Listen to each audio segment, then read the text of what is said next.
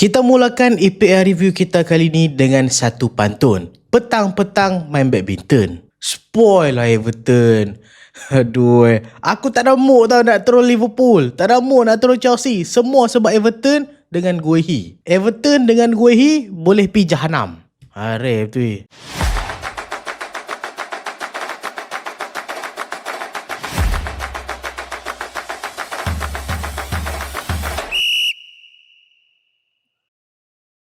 Assalamualaikum dan selamat datang ke Pala Bola Studio. So dalam video kali ni kita nak buat EPL review yang mana sepatutnya minggu ni jadi minggu paling bahagia untuk fan Manchester United. Tapi rupanya minggu ni jadi lagi bahagia untuk fan-fan Arsenal sebab mereka menang besar, mereka dapat gol different 3. Lepas tu siap Manchester City boleh botol pula drop point lawan dengan pasukan Everton. Sebenarnya Manchester City bukan drop point tapi lebih kepada mereka yang gain satu mata. Sebab ada satu masa Everton boleh lead sampai 3-1, lepas tu mereka comeback 3 sama. Selain tu Liverpool buat seronok kan.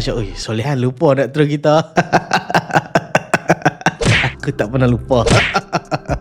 Aduh, spend 500 juta untuk kalah back to back dengan Manchester United. Orang dah sedekah 2 gol dah. Dia hantar sebab apa MU bagi 2 gol. Waktu tu MU macam tengah bantai Liverpool masa first half. So fan-fan Liverpool hilang harapan. Masa second half MU rasa macam mana kita nak bagi rasa lagi manis lagi ya? Kita bagi harapan kat mereka balik. So bagi Liverpool semangat, so boleh bantai 2 kali. Chelsea jangan duk tanya, "Hei Chelsea kalah 3-1. Kalah lagi dengan Jabatan Perhutanan." Dah lah kalah hampa nak tahu. Forest depa rehatkan player tau. Tak adalah rehatkan majoriti, tapi Elliot Anderson tak start dalam game ni. Forest rehatkan player sebab nak main dekat Europa League. Tu pun boleh bantai Chelsea 3-1 dalam game ni. Han tengok Aston Villa rehatkan player, Spurs pun boleh menang. Tu pun main dekat away. Arsenal performa depa minggu ni memang cemerlang, menang 3-0 dengan Fulham, siap Gyökeres 2 gol, Saka Starboy dalam game ni. So sebelum kita mulakan EPL review, kepada siapa-siapa yang nak tengok bola lah depan mata, hampa ni fan MU ke, Liverpool ke, Liverpool tak payah kan padu kan, Arsenal ke, Manchester City ke, Chelsea ke, ikutlah mana-mana fan. Kalau hampa ni rasa macam teringin nak tengok bola sepak depan mata, tengok kat stadium, bukan tengok kat TV. Dah tengok kat TV kalah kan, tapi tengok kat TV kalah tak apa lagi, aku pergi stadium kalah. Tolak tepi lah. Tapi kalau hampir stadium, hang nak rasa experience tu, hang boleh lapis dengan jalan-jalan bola. Aku jamin ke hang, jalan-jalan bola akan bagi experience yang cukup menarik dekat hang. Kecuali kalau tim hang kalah. Tim hang kalah ke menang ke, tu bukan dalam bidang kuasa jalan-jalan bola. Tu orang kata lah menang ke kalah. Tapi experience hang boleh masuk stadium, experience sepanjang perjalanan. Memang bagi aku, jalan-jalan bola boleh sediakan yang terbaik. So macam mana hampa nak pergi dengan jalan-jalan bola? Hampa tekan link dekat description dekat bawah, okay? So jom kita masuk EPL review. Kita mulakan dengan game pertama dulu, iaitu Chelsea dengan pasukan Nottingham Forest. Game ni sepatutnya jadi game yang berbahagia untuk fan-fan Chelsea. Sebab game ni kita tengok duo Garnacho. Dah macam aiskrim Cornetto dah nama dah. Duo Garnacho dengan Neto yang selalu buatkan fan-fan Chelsea resah. Sebab depa ni macam tu lah, dribble tak lepas. Neto lepas, lepas tu cross ke laut. Garnacho tak lepas langsung. Dua-dua ekor ni tak start dalam game ni disebabkan depa ada injury. So dalam game ni kalau McFarlane startkan Cole Palmer dekat right wing dan pemain muda yang ni lah fan-fan Chelsea kata Starboy dekat akademi depa, Jesse Derry main dekat left wing. Dan game ni juga kita tengok kembalinya Levi Colwill setelah dia injured lama hari tu, ni baru dia balik. Patutnya game ni jadi boost untuk pasukan Chelsea, tapi sayang masuk dalam game ni 2 minit dah kena gol. Taiwo Awoniyi, Maggie pun nak masak 3 minit baru kembang tau. Chelsea 2 minit dah kena masak. Mampu juga Chelsea ni kan. Lepas tu kena 1-0 dengan kita tengok lepas tu aku nampak gameplay Chelsea macam huara dalam game ni. Depa macam mula-mula nampak macam stick to the plan, tapi tiba-tiba lepas kena 1-0, lepas Malo Gusto buat mistake bongok, dia tarik jersey bagi penalti dekat pasukan Forest. Kita dapat nampak Chelsea dalam game ni just main macam tiba-tiba nak cari gol, dan juga mereka ni macam tak stick to the plan. So banyaklah asyik player macam main seorang-seorang, terutama daripada player macam Cole Palmer, Joe Pedro, dan benda tu memudahkan lagi Nottingham Forest untuk rampas bola. Sebab tu lah kita tengok Chelsea punya player banyak sangat hilang bola dalam game ni. Dan lagi teruk hujung-hujung first half, masa tu Jesse Derry kena tackle lah. Teruk lah, dia bukan kena tackle, dia nak challenge bola tu. Bagi aku first touch dia lah kurang kemas. First touch dia kurang kemas, dia nak challenge bola ke udara, dia tanduk kawan tu bagi bow. Memang dia kena lah man. Lepas tu dia kena, dia jatuh injured. Tak silap aku Chelsea hantar dia pergi hospital kot sebab sebagai precaution. Tapi Chelsea dapat penalti, tapi sayang Palmer tak boleh skor. What a save daripada Marcel. Walaupun Palmer tak boleh skor, tapi kena bagi kredit juga dekat goalkeeper pasukan Forest. Memang dia perform dalam game ni. Masuk ke second half, aku expect mungkin Chelsea punya player mereka nak boost lagi lah. Memanglah nampak mereka macam makin semangat bila João Pedro ada skor gol tapi offside. Tapi sayang, hujung-hujung game kena lagi gol. Taiwo Awoniyi sekali lagi. Aku rasa tu memang good pass daripada Morgan Gibbs White sebab kita tengok dia punya passing tu masa tu Chalobah duk party kaki dia tau. Waktu tu mungkinlah Chalobah nak buat offside trap, tapi rupanya waktu tu kaki Gibbs White memang kalau kita tengok kaki memang offside. Tapi offside ni sebenarnya dia bukan kaki, dia bola. So bola tu lebih daripada Chalobah dan masa tu Taiwo Awoniyi tak offside. So masa tu Taiwo boleh skor dan Chelsea akhirnya bolehlah skor gol 1 gol lipat. Nak tak mau calon gol tu untuk Puskas, calon lah ikut suka hampa lah kan. Dan sebenarnya walaupun Chelsea kalah dalam game ni, satu benda positif iaitu Chelsea akhirnya skor gol. Sebab Chelsea dah tak skor gol dalam EPL dalam 5 game terakhir tau. So sebenarnya 2 bulan main tak skor 1 gol. Bukan player ni, satu team. Baik tak payah main bola, bila main congkak ke apa, main 2 bulan tak skor gol, baru boleh skor gol semalam. Tu pun still kalah. Dan bila Chelsea kalah dalam game ni, sebenarnya Chelsea dah kalah 6 game straight tau dalam EPL. 18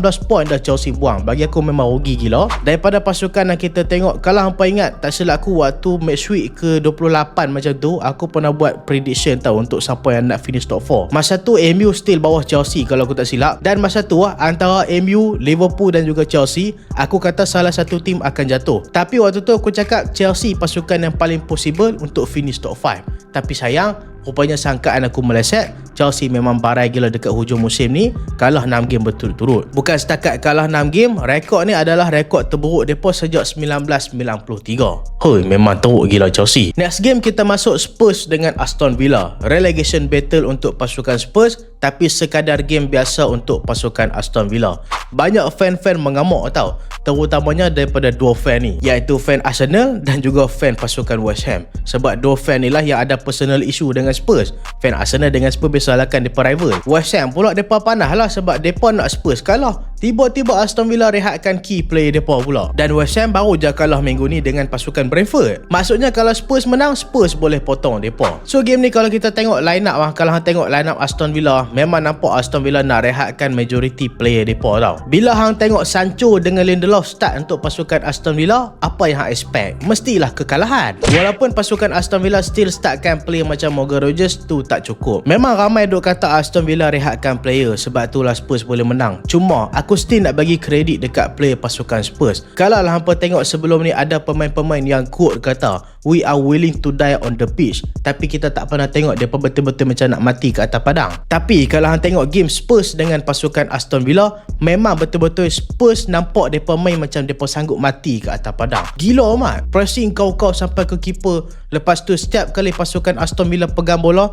mereka miss sikit je, Spurs terus masuk tackle keras. Memang dalam game ni kita dapat nampak Spurs buat habis-habisan untuk menang. Even kalau Aston Villa mainkan best play mereka sekalipun, aku rasa Spurs still boleh menang dalam game ni. Dan gameplay pasukan Spurs dalam game ni memang cantik gila. Dan aku agak bimbang juga kalau mereka kekal dalam EPL musim depan sebenarnya. Sebab aku rasa kalau mereka berjaya kekal dekat EPL musim depan, mungkin musim depan mereka akan bersaing balik untuk UCL ataupun paling kurang untuk top 6 ataupun top 10. Sebab gameplay pasukan Spurs lawan dengan Aston Villa memang much better daripada game lawan dengan pasukan Wolves. Senang cerita, gameplay mereka getting better and better. Tapi Spurs sayang dalam game ni, walaupun Spurs main cantik dalam game ni, cuma peluang-peluang yang mereka ada tu mereka gagal untuk skor. Kolo Muani, Matistel, memang mereka okey tapi execution tu kurang. Richarlison walaupun skor dalam game ni, tapi aku rasa dia should do better. Dan masa ni, tanpa disangka-sangka, pemain yang kita tak expect pun dialah yang akan jadi key moment untuk Spurs. Conor Gallagher dapat bola,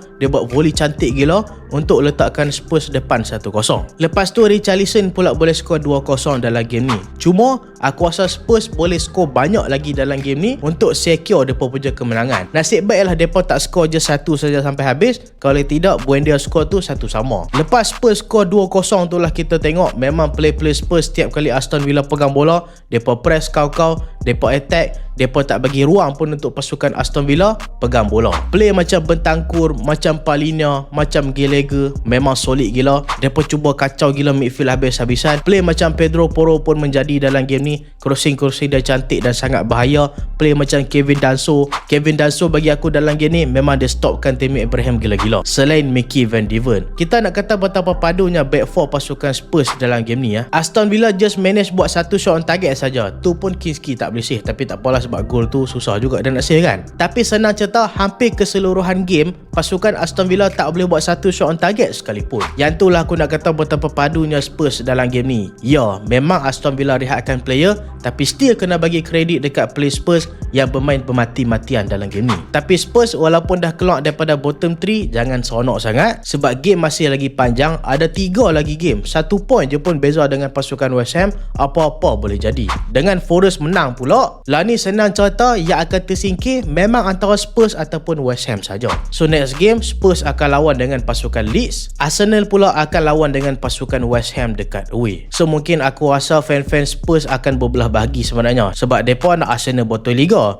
tapi dalam masa yang sama mereka kena harapkan Arsenal menang juga dengan pasukan West Ham. So kita masuk ke next game pula, iaitu Arsenal dengan pasukan Fulham. Arsenal menang 3-0, clean sheet, dan lah ni 5 point top of the table dengan 3 game lagi berbaki. Aku boleh kata walaupun kita tengok hari tu mula-mula Arsenal macam dah botol Liga, tapi dengan City pula drop point dengan pasukan Everton, lah ni Arsenal yang pegang nasib mereka sendiri. Daripada duk harap tim lain drop point, lah ni Arsenal yang kena tentukan masa depan mereka sendiri. Tapi itu tak apa, sekali kita sembang. Kita tengok game ni dulu lawan dengan pasukan Fulham. Bagi aku, Fulham dalam game ni memang tak boleh mencabar langsung pasukan Arsenal. Sebenarnya dalam game ni Arteta tak silap aku dia startkan first time Miles Lewis Kelly main dekat bahagian midfield, dan bagi aku memang menjadi. Sebenarnya Lewis Kelly ni dekat akademi dia main dekat midfield tau, tapi tiba-tiba masuk first team Arteta mainkan dia dekat bahagian left back. Tapi kita boleh tengok dalam game ni bila dia start main dekat bahagian midfield, dia partner dengan Declan Rice, kita boleh tengok dia suit gila dengan sistem pasukan Arsenal. Walaupun Zubimendi tak adalah teruk sangat, tapi agak teruk juga sikit kot. Bagi aku Miles Lewis Kelly memang menunjukkan yang dia boleh main dekat posisi tu. Bila Lewis Kelly selalu tolong defend, so kita tengok dalam game ni Declan Rice lagi berani untuk naik ke atas. Cuma dalam game ni tak lengkap lah game review aku. Lagi-lagi review Arsenal kalau aku tak puji Starboy Arsenal, iaitu Bukayo Saka. Member ada 26 dah kan, 26 ke 25, tapi still Starboy untuk Arsenal lah. Bagi aku dalam game ni punca kemenangan pasukan Arsenal. Walaupun Gyökeres skor 2 gol, tapi Arsenal takkan boleh buat kalau tak ada Saka. Saka dalam game ni memang superb gila. Selalunya orang akan bandingkan Madueke dengan Saka, ialah sebab Saka dengan Madueke main dekat posisi yang sama. Kalau kita tengok daripada segi kelincahan apa semua, memang bagi aku Madueke memang lagi bagus daripada Saka. Tapi apa yang Saka ada berbanding Madueke yang buatkan Saka tu jadi far better player daripada Madueke? Iaitu football IQ. Senang cerita, Madueke tak ada otak lah kot kan? Bukan? Dia kurang cerdik macam tu. Saka bagi aku walaupun dia tak adalah dribble laju-laju macam Madueke, tapi daripada segi execution, keputusan yang dia buat tu selalunya tepat. Dan kita dapat nampak dalam game ni dia berjaya buat assist untuk Gyökeres. Walaupun sebelum ni orang kata dia ada isu dengan Gyökeres, tapi dalam game ni dia buktikan dia assist Gyökeres, Gyökeres assist dia. Ingat sweet ke duk assist. So bagi aku dalam game ni Saka memang kunci kemenangan pasukan Arsenal, dan Arsenal memang selesa gila leading waktu first half 3-0. Tapi masa ni aku nak cerita kat hang tau, aku ni bukan fan neutral. Aku abad kat hang jujur awal. Aku rasa mungkin lah ni aku dah jadi haters nombor 1 Arsenal kot kan. Sebab contohlah kalau dunia ni ada 1000 orang benci Arsenal, aku salah seorang daripada tu. Kalau 100 orang, aku still salah seorang. Kalau 10 orang, aku satu daripada 10 orang yang benci Arsenal. Kalau 1 orang yang benci Arsenal, akulah satu-satunya orang tu. Kalau tak ada orang, mungkin aku dah mampu. Aku jujur abang kan, aku nak tengok game Arsenal sebagai neutral fan ni payah. Aku even nak tengok game Liverpool, Chelsea, tim-tim lain kan, aku nak tengok as fan neutral, aku still boleh. Tapi Arsenal tak boleh. Arsenal aku rasa macam aku nak mereka kalah macam tu. Tapi waktu first half, masa aku tengok gameplay pasukan Arsenal, aku tak main full langsung. Dan masa tu aku kagum gila dengan gameplay pasukan Arsenal yang memang smooth je transition daripada defend, midfield, striker, lepas tu boleh score gol. Cuma masa first half tu aku rasa aku enjoy gila tengok gameplay pasukan Arsenal. Tiba-tiba second half Arteta dia kembali ke default setting. Dia rasa macam yalah dah cukup dah kan, dah leading 3-0, next game lawan dengan Atletico dekat Emirates, game tu game berat, so better dia rehatkan play-play dah. Masa ni half time aku pilih main game shot, sebab aku kan tak buat live masa tu. So aku main game shot, macam bila aku main game mesti akan terlewat sikit kan nak masuk second half. Macam second half selalu main at 50 macam tu, baru aku buka TV lah kan. Aku buka TV balik second half, aku tengok Saka pakai bandana ke? Tengok-tengok Madueke masuk. Aku terus spoil mood masa second half. Dan kita tengok Arsenal second half memang main macam nak habis masa saja. Dengan Madueke, Jesus, good duo. Memang habis lah game tu. Tapi apapun, pujian memang patut diberikan dekat Bukayo Saka. Dia memang aku rasa arkitek lah untuk kemenangan Arsenal dalam game ni. So thumbs up untuk Saka, untuk Gyökeres, Lewis Kelly dan siapa lagi lah. Tapi aku rasa semua pemain dalam game ni buat yang terbaik. Trossard pun sama. Kita masuk ke next game pula, iaitu Everton dengan pasukan Manchester City. Everton, ya Allah, Everton Guehi, what are you doing? Guehi aku rasa Han ni fan Liverpool kot sebab Han macam legend Liverpool tu lah, Gerrard tu kan. Depa kata legend tu kan. Duk buat sleep mat, apa benda lah Guehi buat dalam game ni kan. So kita tengok sebenarnya Manchester City lawan dengan pasukan Everton. Ya, game ni memang agak susah untuk Manchester City sebab lawan dekat Hill Dickinson, bukan main kat Etihad. Tapi still, Manchester City is Manchester City. Depa pasukan favourite untuk menang dalam game ni. Dan kita boleh tengok sejak game bermula lagi aku tengok Manchester City memang agresif mat. Depa tak nampak macam pasukan yang tenang cari gol tau. Depa nampak kalau boleh depa nak taram 10 gol masa 10 minit pertama. 10 gol depa nak skor 10 minit pertama. Depa kau-kau attack masa ni, mai attack daripada Doku, Cherki, Haaland kurang sikit kot dalam game ni waktu first half. Play macam Bernardo Silva, ada peluang je nak shoot, ada peluang je nak shoot, ada peluang je nak hantar bola dalam kotak penalti cepat. Dan benda ni masa ni aku tengok aku rasa macam bahaya ni. Sebab apa? Bila tim terlalu agresif menyerang, benda ni akan tinggalkan loophole dekat belakang tau. Bila kena counter attack memang terabuk. Benda tu lah yang jadi sebenarnya dalam game ni. City dah terabuk sejak first half lagi, tapi nasib baik je Everton tak skor gol.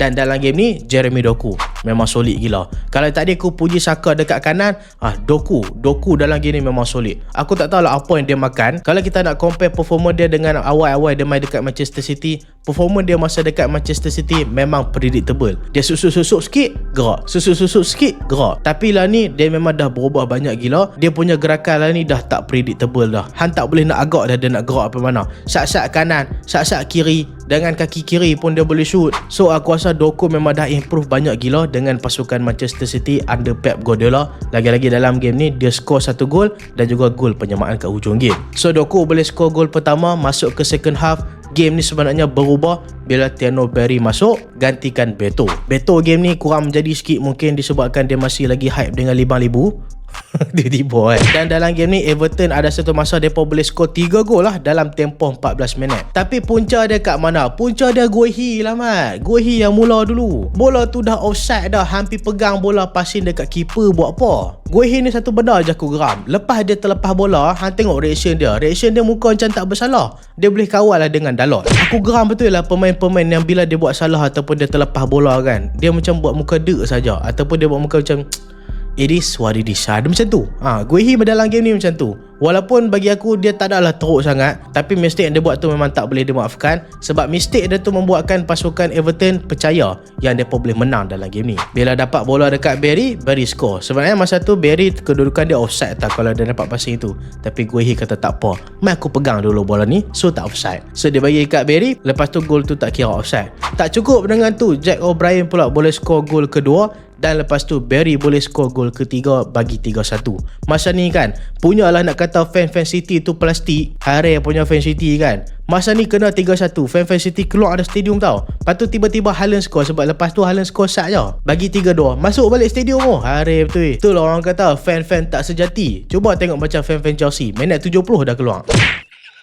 Kalau awal tak kalut ni nak keluar ujung-ujung, lepas tu patah balik pula fan City ni kan. So game ni sebenarnya kita nampak macam waktu 3-1 tu aku dah rasa macam Everton memang menang lah dalam game ni. Tiba-tiba Haaland boleh skor. Aku rasa masa tu Everton macam mereka terlalu asyik, mereka ralik, dapat bola dekat siapa, Kovacic kan, Bernardo Silva, passing dekat Haaland boleh skor. Dan hujung-hujung game ada drama sikit, Jeremy Doku boleh skor match winner, gol cantik gila. Cuma aku macam nak mempertanyakan lah kan, aku ni memanglah nak Arsenal tak menang Liga, tapi aku tengok hujung-hujung game tu masa dah habis tau, waktu clear tu. Pasal apa referee pi lanjut lagi masa? Sebab masa Doku skor tu seminit dah habis game tau. Sepatutnya masa depa clear bola tu dapat dekat Matheus Nunes tu, referee dah kena take whistle dah. Tapi bila Matheus Nunes dapat bola, dia hantar bola balik nak atas, City dapat corner, masa tu City boleh skor dengan gol Doku. Aku rasa macam pasal apa referee dalam EPL ni kalau dekat Manchester City macam depa lebihkan masa sangat. Sedangkan mula-mula kita tengok masa tambahan tu aku rasa macam tak patut panjang sangat pun. Aku rasa second half tu tak banyak berhenti pun. First half mungkin banyak berhenti, tapi second half aku rasa tak banyak berhenti. Tiba-tiba 5-6 minit masa tambahan dan lagi buruk City boleh skor hujung-hujung masa tambahan tu dah habis. Tapi apapun aku nak puji juga fighting spirit daripada play-play pasukan Manchester City. Cuma mungkin kena belajar daripada kesilapan. Aku rasa mungkin arahan Pep Guardiola dalam game ni macam ni. Dia arahkan player-player dia supaya skor gol sebanyak mungkin. Sebab apa? Sebab musim ni title mungkin akan dibezakan dengan perbezaan gol sahaja. So penting untuk skor banyak gol. Tapi Pep Guardiola lupa yang kalau skor banyak gol pun kalau tak menang tu lagi rugi. Play City dalam game ni memang serve the purpose dah. Skor 3 gol tapi depa tak dapat 3 mata. Yang tu lagi rugi. Tapi at least walaupun tak menang depa dapat 1 mata berharga. Masih lagi peluang title race tu tak mati lagi. Dengan game-game yang berbaki, bagi aku game pasukan Manchester City mungkin lagi susah. Dan Arsenal, kalau kita tengok Arsenal punya game, aku rasa next game lah game yang akan menentukan title Arsenal. Sebab lawan dengan pasukan West Ham next game Arsenal lah, aku rasa game tu lah yang betul-betul possible paling tinggi lah untuk Arsenal drop point. Sebab West Ham confirm mereka akan bermain mati-matian.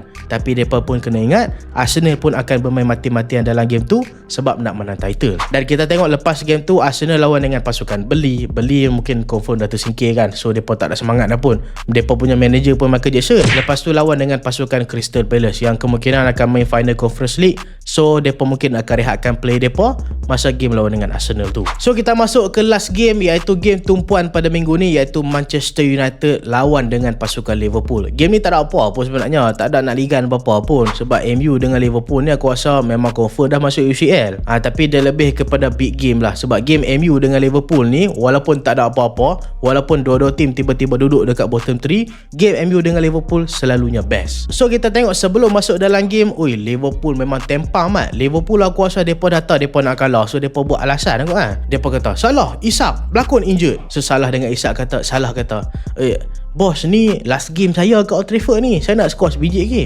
Dia tak ada. Kalau hang main lagi teruk kita kena kecam nanti. Baik hang tak main kita kalah, aku boleh buat alasan. Itulah kata-kata Arne Slot. So salah kata tak apalah kan, tak apalah saya rehat lah, saya tengok sambil makan popcorn je lah kan. So salah dengan Isak mereka pun acah-acah injured. Dah tak kurang memang mereka injured lah. So dalam game ni aku rasa fan-fan Liverpool memang agak down juga sebelum game. Sebab ialah mereka dah hilang 2 keeper mereka. Tapi tak apa, Woodman tu perform sebelum ni lawan dengan Crystal Palace. Tapi dalam game ni 2 pemain antara yang paling penting pada musim ni, iaitu Isak, dia dah balik daripada kecederaan dan skor itu tiba-tiba injured. Dan Salah dalam game ni hari tu injured dan tak sempat untuk main lawan dengan Manchester United.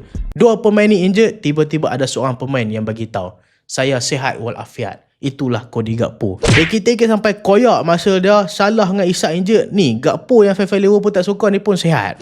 Aduh. So untuk Manchester United pula, MU dalam gini dapat moral boost lah. Sebab Cunha pun dah balik dalam tim, Dorgu pun dah balik. Cuma Licha je lah tak boleh main dalam game ni. So first half bagi aku memang total domination daripada play-play pasukan Manchester United. Memang MU memang main padu dalam game ni, tapi kita juga tak boleh nafikan Liverpool main macam hari waktu first half. Memang teruk gila mereka punya gameplay.